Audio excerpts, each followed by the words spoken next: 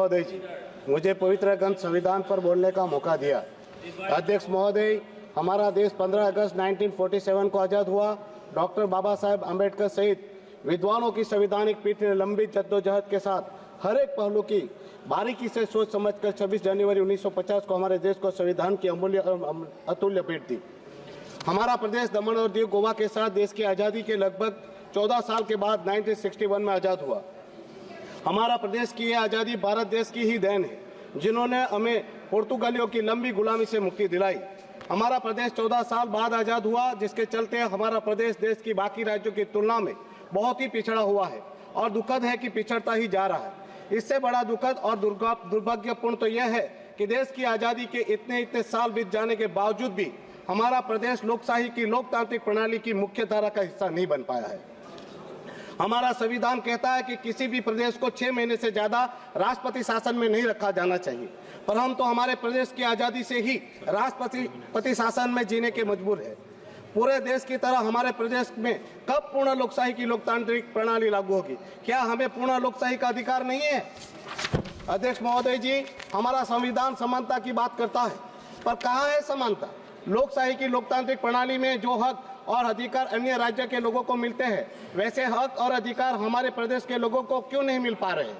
लोकशाही की लोकतांत्रिक प्रणाली के तहत अन्य राज्यों के लोगों के पास उनके हक और अधिकार देखे, उनके पास लोकसभा, राज्यसभा, उनके पास स्टेट की विधानसभा, महाराष्ट्र जैसे राज्य के लोगों के पास एमएलसी, महापौर सहित की पावरफुल स्वराज्य संस्थाएं। इनकी तुलना में हमारे प्रदेश के लोगों के पास क्या है? केवल एक लोकसभा। हमारे पास राज्यसभा नहीं है, स्टेट असेंबली नहीं है, एमएलसी नहीं है, महापौर तो छोड़ो, लड़खड़ाती हुई स्वराज्य संस्था ही है जिनके पास कोई पावर नहीं है। एक तरफ दूसरे राज्य के लोगों के पास इतना कुछ और हमारे पास केवल एक लोकसभा। क्या ये समानता है? अध्यक्ष महोदय जी, हमारा संविधान हमें बहुत सारी शक्तियां प्रदान करता है, किंतु हमारे प्रदेश में इन शक्तियों की अनुपालना नहीं हो रही है। हमारे प्रदेश में स्थानीय प्रशासन द्वारा संविधान का बार बार गला घोटा जा रहा है। महोदय जी, भारत सरकार का पंचायती राज संवैधानिक संशोधन स्थानीय संस्थाओं को शक्ति देता है। भारतीय संविधान का 73वां संशोधन अधिनियम पंचायती राज व्यवस्था को मजबूती देता है, तो 74वां शहरी निकायों को मजबूती प्रदान करता है। पर महोदय जी, हमारे स्थानीय प्रशासन ने भारत सरकार के संवैधानिक संशोधनों में लोकसभा और राज्यसभा सहित की जरूरी मंजूरी के बिना ही 73 2 मिनट तो दीजिए सर, अभी तो मैंने बोलना शुरू किया। 30 मिनट। अब हमें तो हमारे पास राज्यसभा लोकसभा कुछ भी नहीं, हम कहाँ बोलेंगे सर? 2 मिनट तो दीजिए, मैं अपनी बात खत्म करूँ। 1 मिनट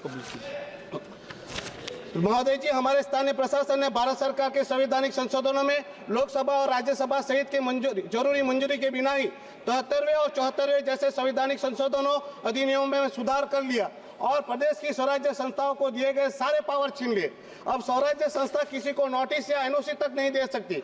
अरे पिछले 7 सालों से स्वराज्य संस्थाओं को फंड नहीं दिया गया है। महोदय जी, एक बात कहना चाहता हूँ, 19 दिसंबर हमारे प्रदेश का मुक्ति दिन का पर्व है और हम उस दिन मुक्त हुए थे। महोदय जी, लास्ट है महोदय जी, 19 दिसंबर हम हर साल हमारे प्रदेश की मुक्ति दिवस के रूप में मनाते आए थे। वह पिछले 6-7 सालों से स्थानीय प्रशासन ने बंद कर दिया। यहाँ तक कि मुक्ति दिवस के दिन की सार्वजनिक छुट्टी तक निकाल दी गई।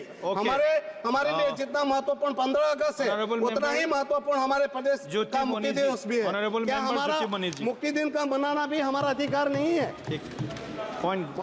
Thank you, Chairman sir, for giving me an opportunity to speak on the constitutional debate. At the outset, I would like to pay tribute to Honorable Ambedkar.